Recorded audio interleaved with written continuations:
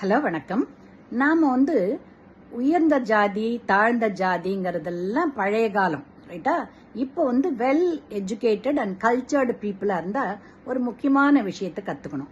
நம்ம பிறப்புல எல்லாரும் பிறக்கிறோம், வளர்றோம், சாப்பிட்றோம், கல்யாணம் பண்ணிக்கிறோம், குழந்தை பெற்றுக்கிறோம் ரைட்டா.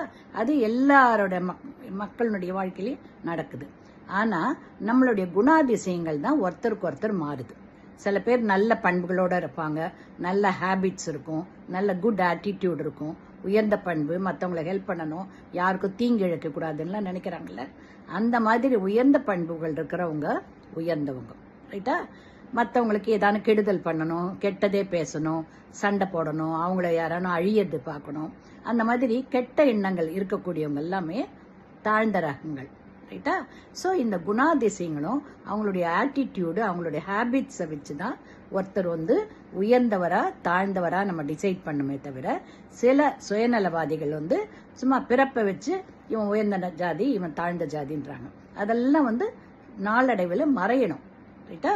நம்மெல்லாம் வெல் எஜுகேட்டட் அண்ட் நல்ல கல்ச்சர்டு பீப்புள் ஆயிட்டோம். அதனால நம்ம மூளைக்கு வேலை கொடுக்கணும்.